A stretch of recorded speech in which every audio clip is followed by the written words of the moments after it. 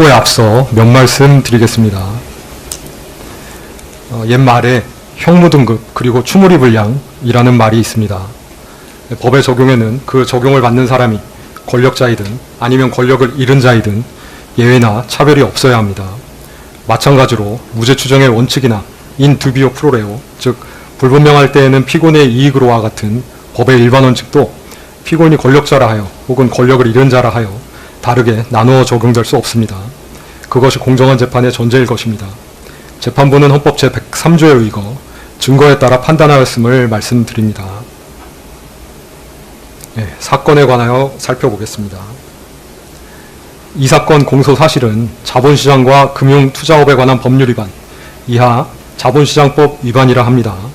정치자금법 위반, 특정범죄 가중처벌 등에 관한 법률 위반, 알선수재, 이하 알선수재라고 합니다. 이렇게 셋으로 되어 있습니다. 차례대로 살펴보겠습니다. 첫 번째, 자본시장법 위반의 점 공소 사실은 피고인은 시세 조종 세력인 이모씨, 권모씨, 민모씨, 김모씨 등 이하 특정인을 언급할 때를 제외하고는 이 사람들을 시세 조종 세력이라 하겠습니다.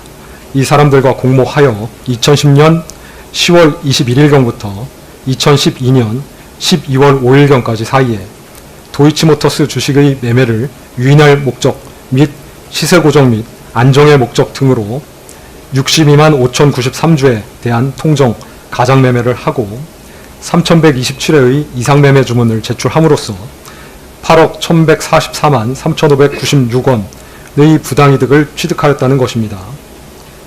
공소사실의 2010년 10월 21일경부터 2012년 12월 5일경까지 사이에 피고인의 자금이나 주식이 도이치모터스 주식 매매에 이용된 것으로 공소 제기된 것은 2010년 10월 22일경부터 2011년 1월 13일경까지 피고인의 대신증권 계좌 주식 18만 주와 20억 원이 입금된 미래에셋대우 계좌가 이용된 것, 2011년 3월 30일 2만 3천 주를 하나투자증권 계좌로 매수한 것, 2012년 7월 25일경부터 2012년 8월 9일경까지 19,635주를 하나투자증권 계좌로 매수한 것 등 크게 3개의 행위로 나누어집니다.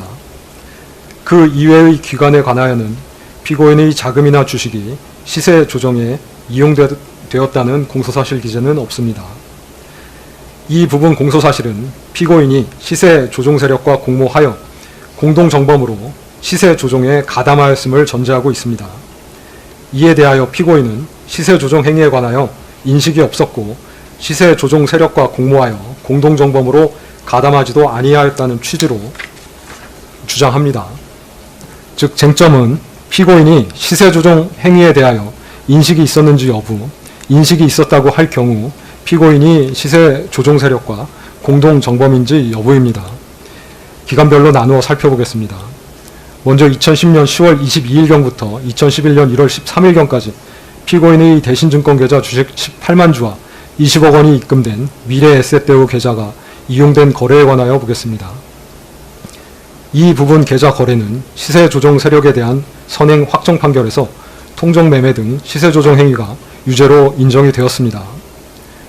피고인에게 이러한 시세 조종 행위에 관하여 인식이 있었는지에 대하여 보면 피고인은 미필적으로나마 자신의 자금이나 주식이 시세 조종 행위에 동원될 수 있음을 인식하면서도 이를 용인하였다고 볼 여지가 없지 않습니다.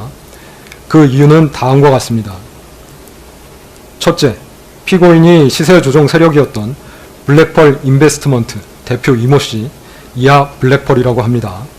등에게 위 주식 매도하고 자금을 일임하여 일임 매매를 위탁한 것으로 보이는데 피고인이 블랙펄 측에 주기로 한 수익금 40%는 일반적인 경우보다 상당히 높습니다.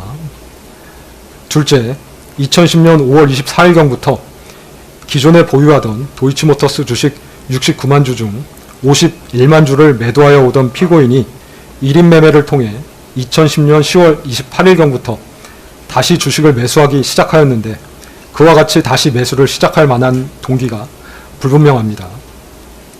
셋째, 2010년 10월 28일경에서 11월 1일경 사이 피고인의 대신증권 계좌에서는 주식 18만 주가 매도되는 사이 피고인의 미래에셋대우 계좌에서는